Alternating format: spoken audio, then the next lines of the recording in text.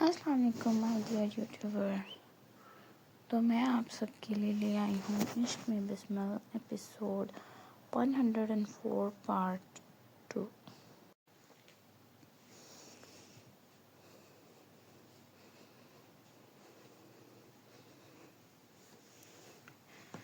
عرفان سکندر پلک کو ریڈ لہنگے میں دیکھتا بے خود ہوا تھا، لیکن پلک نے اسے ایک نظر اٹھا کر نہیں دیکھا.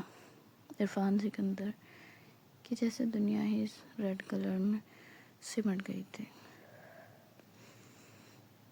اسے آج سے پہلے کبھی ریڈ کلر اتنا خوبصورت نہیں لگا تھا جتنا آج لگ رہا تھا. انفیکٹ اسے لگ رہا تھا دنیا میں ایک ہی خوبصورت کلر ہے، یہ ریڈ جو پلک نے پہن رکھا ہے. سرخ رنگ جیسے اس کی آنکھوں میں اتر کر خون بن گیا.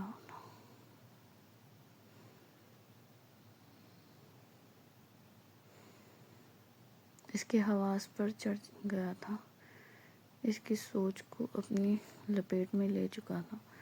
سکندر بے خودی میں اسے ایک ٹک دیکھے جا رہا تھا.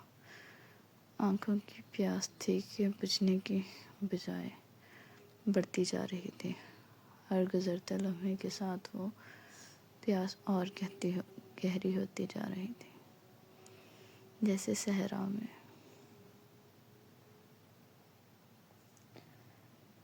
کھڑا کوئی مسافر دور پانی کا عکس دیکھ لے اور پھر جان لے کہ وہ سیراب ہے، مگر نگاہ ہٹ نہ پائے. سکندر کو اس تشنگی کی سمجھ نہیں آ رہی تھی کہ یہ کیوں ہے. اتنی پیاس اس کے اندر کب سے پیدا ہوئی؟ ہاں، تب سے پیدا ہوئی جب سے اس بے حس عورت کو دیکھا جو ایک نظر غلطی سے بھی اس پر نہیں ڈال رہی تھی. اسی بے تنائی نے اسے جکڑ لیا تھا.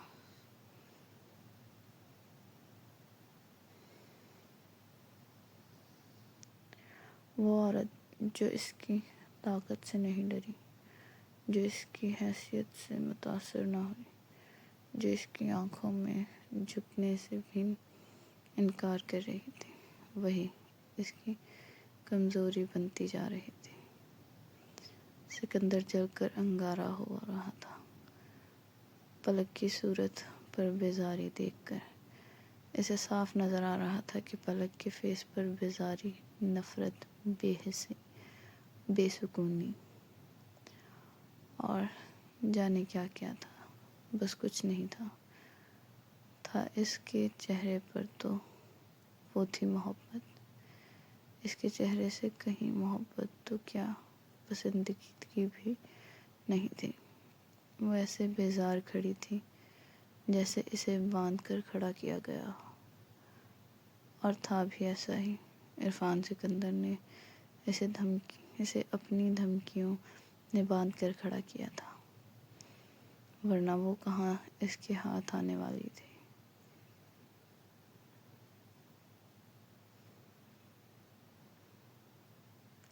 ایسے حالات میں محبت کہاں ہوتی ہے؟ اپنی سوچ پر سکندر مسکرا دیا تھا. وہ مسکراہٹ جس میں غرور بھی تھا اور دیوانگی بھی. کوئی نہیں جانم، محبت بھی ایک دن تمہیں مجھ سے ہی ہو جائے گی.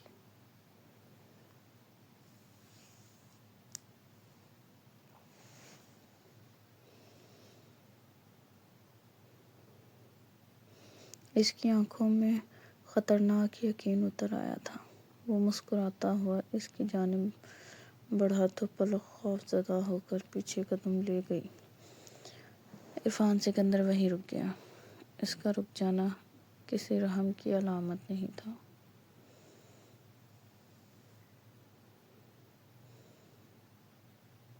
وہ بس اس لمحے کو انجوائے کر رہا تھا، اس خوف کو، اس لرزش کو، اس دوری کو. بہت اچھا لگ رہا تھا یہ کلر آپ پر.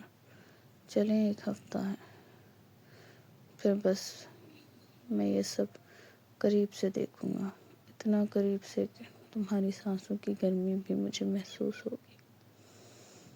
اس کی آواز میں دھمکی تھی، مگر الفاظ زنجیر بن کر پلک کے گرد لپٹ رہے تھے۔ ابھی شرما کچھ اتنا شرمانا ہے۔ پلک خاموشی سے واپس مڑ گئی۔ اس کی خاموشی احتجاج تھی، نفرت تھی، اور ایک چیخ تھی جو لبوں تک آ کر رک گئی تھی۔ تبھی عرفان سکندر کے فون پر کال آنے لگی۔ اس نے جیسے ہی فون کان سے لگایا، آگے سے ملنے والی خبر سے اسے جھٹکا لگا۔ وہ جلدی سے باہر نکل گیا۔ اس کے چہرے کا رنگ ایک لمحے میں بدل گیا۔ غرور کی جگہ تناؤ نے لے لی، اور آنکھوں میں پہلی بار بے چینی چھلکی تھی۔ پلک نے ٹرائل روم میں جا کر وہ لہنگا اتارا اور اپنے کپڑے پہن لیے۔ اپنے کپڑے پہنتے اس کی لال آنکھوں سے سکون کے آنسو بہہ نکلے۔ اسے ایسا لگا جیسے اس نے دوزخ کے جلتے انگارے اپنے بدن سے اتارے ہیں، اور اپنے کپڑے پہنتے ہی اسے عجیب سکون محسوس ہوا، جیسے جنت کی ٹھنڈی ہوا اسے چھو گئی ہو۔ یہ لباس اس کے لیے جلتا دوزخ ہی تھا، جسے وہ ایک غیر محرم کے لیے پہن رہی تھی۔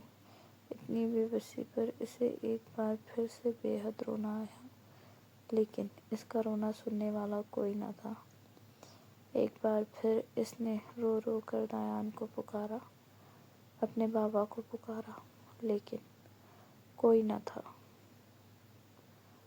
آیا وہ ٹرائل روم کی دیوار سے ٹیک لگا کر نیچے بیٹھ گئی۔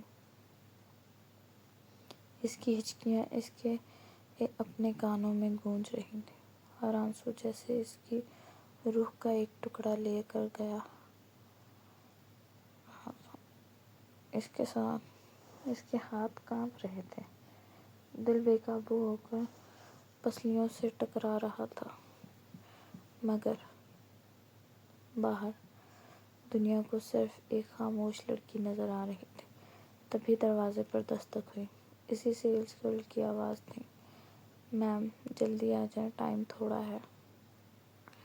پلک فوراً باہر آئی۔ وہی سیلز گرل کھڑی تھی۔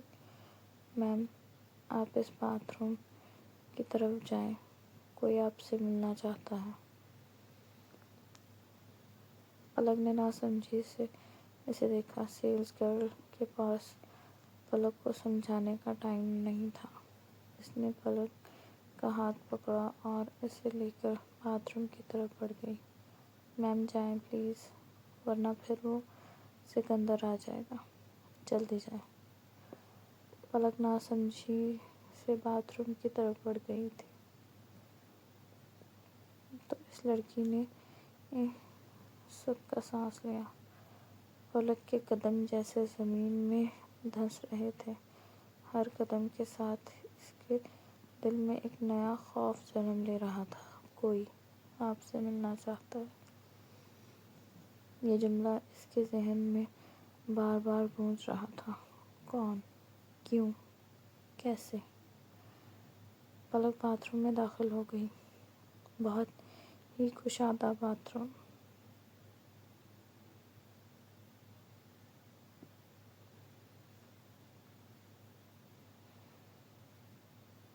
جس میں کافی ملازم کام کر رہی تھیں۔ تبھی پلک کو کسی نے آواز دی، "پلک۔" جیسے ہی اس نے سائڈ پر گئی تو سامنے ہی مرجان بخاری کھڑا تھا۔ وقت ایک لمحے کے لیے رک سا گیا۔ سانس جیسے حلق میں اٹک گئی۔ جسے دیکھ کر پلک کو ایک دم بہت رونا آیا۔ پلک کا دل چاہ رہا تھا پھوٹ پھوٹ کر روئے، لیکن وہ خاموش رہی۔ اسے لگا کہ جب روحان بخاری جو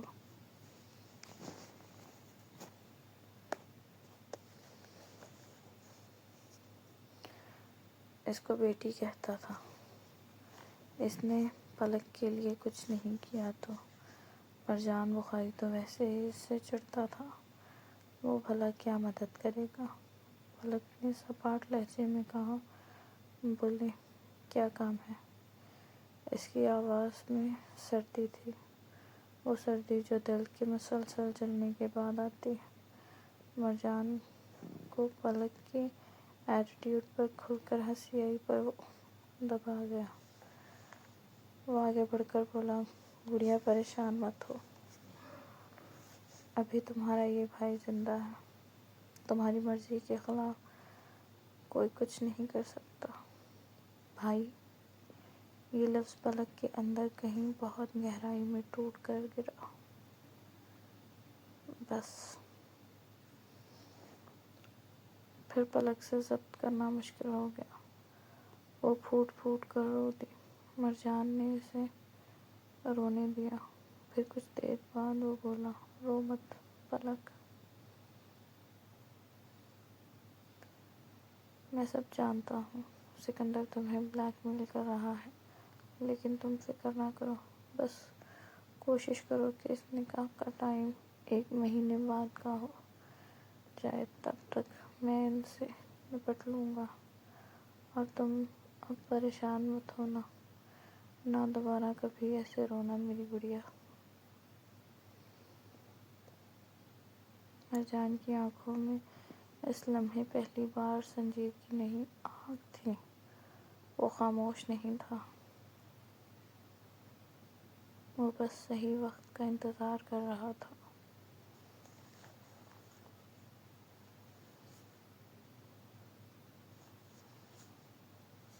پلک کی سستیاں آہستہ آہستہ کم ہوئیں، مگر اس کے دل میں ایک امید کی مدھم سی لو جل اٹھی۔ 1 مہینہ، صرف 1 مہینہ، اور شاید اس کے بعد اس کی قسمت کا رخ بدل جائے۔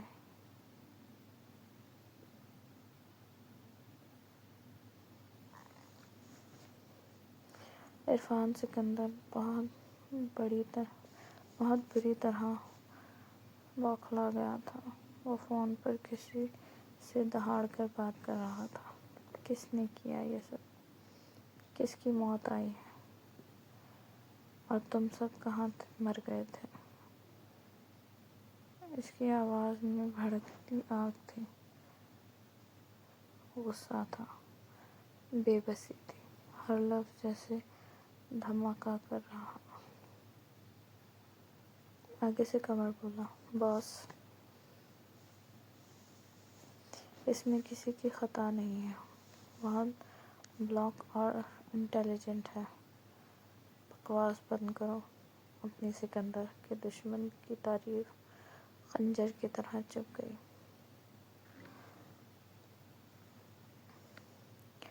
عرفان سکندر کی دہاڑ اور بڑھ گئی، اس کی آنکھیں خون کی طرح سرخ ہو رہی تھیں۔ اپنی نااہلی کو کسی کی اسمارٹنس بنا رہے ہو، شرم نہیں آتی کیا؟ وہ ہر لفظ کو ایسے جتا رہا تھا جیسے زمین ہل جائے گی، جیسے کوئی اس کی دھڑکن رک دی جائے۔ اس وقت سچ میں سکندر ٹینشن میں آ گیا تھا، اس کا دماغ بھڑک رہا تھا، دل دھڑک رہا تھا، ہاتھ کانپ رہے تھے، کسی نے اس کا سارا سسٹم ہیک کر لیا تھا، اور وہ جو بھی تھا، اس نے اتنی مہارت، اتنی پروفیشنلزم کے ساتھ یہ سب کیا تھا کہ سکندر کے آدمی آج تک نہیں جان پائے تھے۔ سکندر کی جگہ پر فون کر چکا تھا، ہر ایکسپرٹ سے رابطہ کیا تھا، ہر کسی کو دھکیل کر پوچھا تھا، کوئی اتنا اسکلڈ نہیں تھا کہ اسے پتہ لگ سکے کہ یہ سب کس نے کر دیا۔ وہ جانتا تھا ہر لمحہ، ہر سیکنڈ یہ خوفناک حقیقت اس کے نزدیک آ رہی تھی کہ دشمن اس سے کہیں آگے نکل چکا تھا اور سکندر ابھی بھی اندھیرے میں گھرا ہوا تھا۔ ایپیسوڈ جاری ہے، آپ لائک کریں، شیئر کریں، کامنٹ کریں اور سبسکرائب کریں تاکہ آنے والا ہر ایپیسوڈ کا نوٹیفیکیشن آپ کے پاس سب سے پہلے آئے۔ دعاؤں میں یاد رکھیں۔ اللہ حافظ۔